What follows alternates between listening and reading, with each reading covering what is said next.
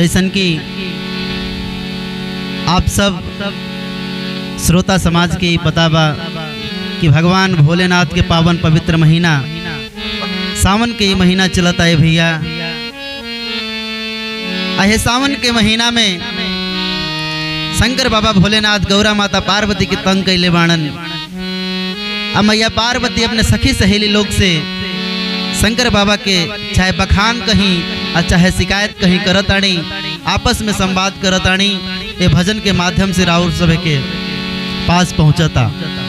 साथ में हमारे बड़का भैया संजीव भैया हारमोनियम पर, साथ में तबला पर संगत करतानी बड़का भैया शुभम मिश्रा जी, और ढोलक पर संगत देतानी हमारे बड़ भैया धर्मेंद्र जी, और हम आप लोगों के सामने अनुराग मिश्रा ये भजन लेके आवतानी।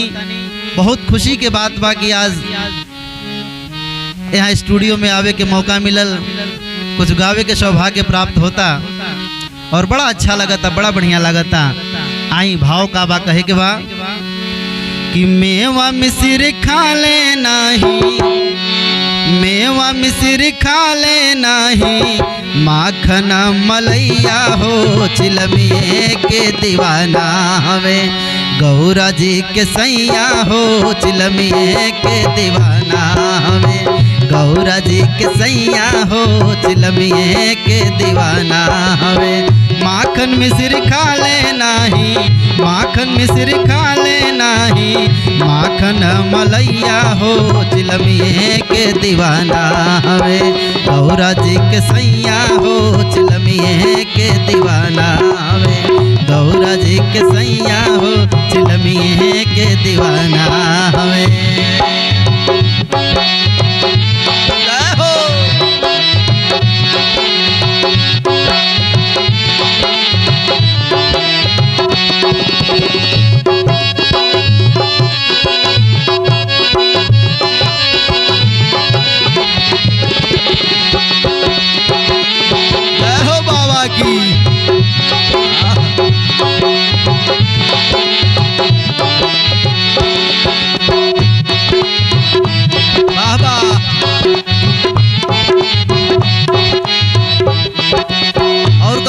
सखी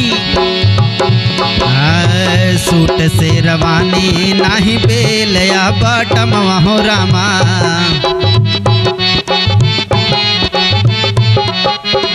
बाघवा के खाल पहिरस औरी ओ भासम हो रामा,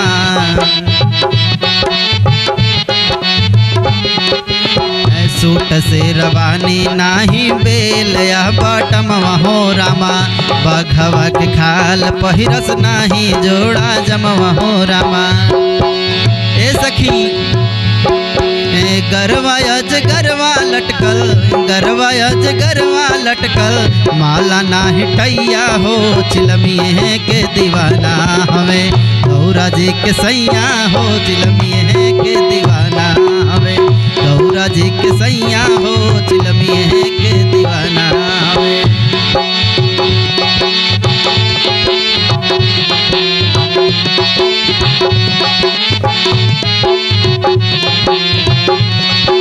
बाबा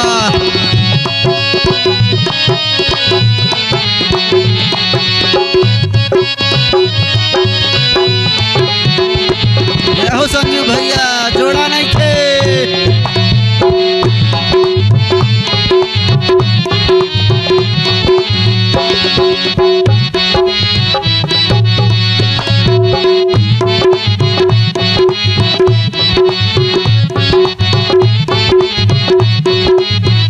और कहताड़ी सखी ये जमाना में जितना गाड़ी फार्चूनर टाटा सुमो बोलोरो बा, कोनो उनका मन नहीं के भावत। कैसे कहताड़ी चढ़े ले सफारी नाही गाड़ी फार्चूनर रामा,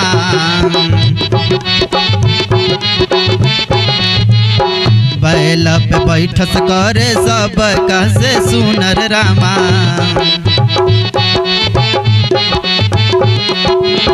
चढ़ेले सफारी नाही गाड़ी फॉर्चूनर रामा, बैल पे बैठस लागस सब का से सुनर रामा। करे अनुरगवायाज करे अनुरगवायाज, उनके चरनिया हो चिलमिए के दीवाना हमें, गौरा जी के सैया हो चिलमिए के दीवाना हमें, गौरा जी के सैया हो चिलमिए के दीवाना हमें। मेवा मिश्री खा ले नाही, मेवा मिश्री खा ले नाही, माखन मलैया हो चिलमिए के दीवाना हमें, गौरा जी के सैया हो चिलमिए के दीवाना हमें, गौरा जी के सैया हो चिलमिए के दीवाना हमें, गौरा जी के सैया हो।